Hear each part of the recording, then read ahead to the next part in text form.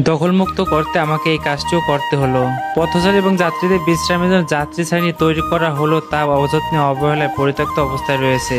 আবার অনেক জায়গায় যাত্রী ছাউনিগুলো ব্যক্তি সম্পত্তি মনে করে দখল করেও আছে। আবার কোথাও যাত্রী ছাউনিগুলো ডাস্টবিনে পরিণত করেছে। মানুষের উপকারের জন্য অনেক অর্থ খরচ করে এটি তৈরি করা হলে আমরা তার অপব্যবহার করি।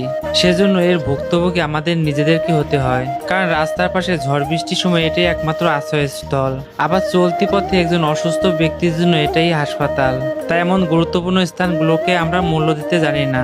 চলতি পথে ক্লান্ত শরীরে একটু বিশ্রাম নিতে গিয়ে যাত্রী ছাউনির করুণ অবস্থা দেখি। এটি অযত্নে অবহেলায় ডাস্টবিনে পরিণত হয়েছিল, তাই নিজ উদ্যোগে সেটা সংস্কার করার চেষ্টা করলাম। তবে সমস্যা হচ্ছে, এসব কাজ করতে গেলে মানুষের জেরার মুখে পড়তে হয়। কি করি, কেন করি, এতদিন কোথায় ছিলেন, নানা কথা আমাদের শুনতে হয়। নিজের অর্থ ব্যয় করে মানুষের বেশি কথা শুনো। আমরা এই কাজগুলো করে থাকি শুধুমাত্র মানুষের ভালোবাসার জন্য, যাতে মানুষের একটু উপকার হয়। দেখুন কি পরিমাণ ময়লা জমে যাত্রী ছাউনিটিও পরিত্যক্ত অবস্থায় ছিল। ঘষা মাজা শেষ করে বসার ব্যবস্থা হলে একটি চাকচিক্য করার দরকার ছিল। এজন্য বাজার থেকে রং এনে রং করে এটি নতুন করার চেষ্টা করি, যাতে যাত্রী ছাউনিটি ব্যবহারে মানুষের রুচিতে না বাধে। আমাদের দেশে আনাচে কানাচে এমন অনেক যাত্রী ছাউনি পরিত্যক্ত অবস্থায় রয়েছে।